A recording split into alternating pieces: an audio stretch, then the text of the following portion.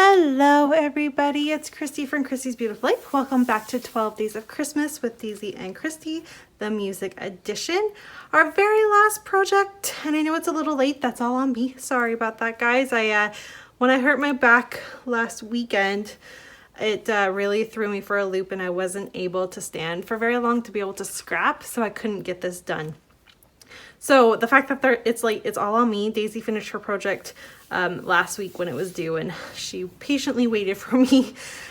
We decided to change our song for the last day. It originally was going to be I Want a Hippopotamus for Christmas, but we were both kind of struggling with it. On my end, my kids haven't really asked me for anything kind of out there for Christmas yet. They're still kind of young, right?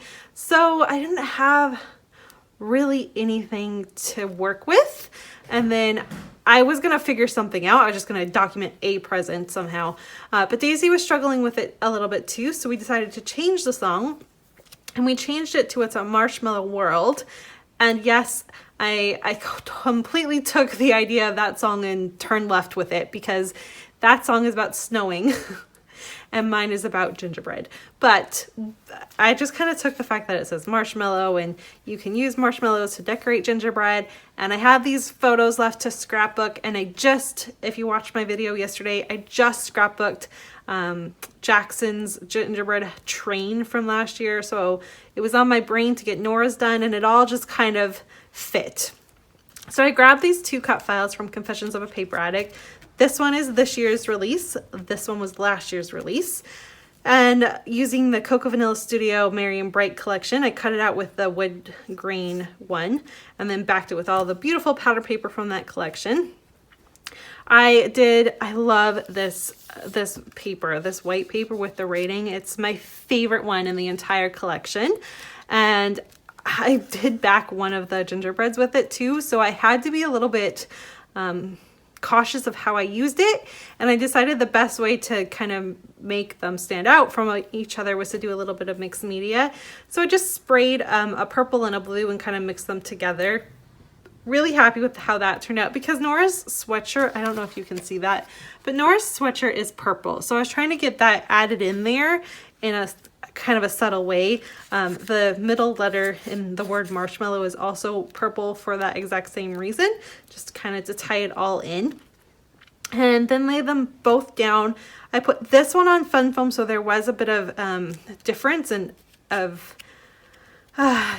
I don't know what you want to say that. It's not texture isn't the right word, but height difference in your eye between that. So it really does, you can see the difference there. Whereas this one's flat to the page. And then it allowed me to put this little flare here, because the flare on the flat is the same thickness as the fun foam with that. So love how that turned out. I added a few other little bits and then tons of ephemera from the collection, and I got, I think, almost all the florals I had left in my little ephemera pack. I used most of those up, I believe. This little Christmas magic here, that circle frame, I used half of it there, and the word sweet, because they're making a very sweet treat there. I fussy cut the Christmas tree, so there was a Christmas tree on the, oh, that did not glue down. But the Christmas tree is for the house. I felt like that was fitting, because I think you would have a Christmas tree outside a gingerbread house, wouldn't you? That seems like that would be legit. So I went ahead and did that. And I also used a little bit of, I have this pen. I have no idea where I got it from, but it makes red, there's like red sparkle in it. And once it dries, it just, all you see is the little red glitter in it. And so I used that where there's a few places that were supposed to be snow. This particular one, I kind of messed up where that should have been snow when I made it wood veneer, but I just kind of worked with it. It's okay. And then I just put the title of the song down at the bottom, because I felt like it all kind of tied in with one another. I will say it's a very interesting design. Not my best design layout ever, but it almost is like a wonky stacked cake, I kind of think of it as. But I wanted something to, I just wanted it to work. I put the houses down first and then the title, and then I'm like, well, where are my photos gonna go? I didn't like them tucked here.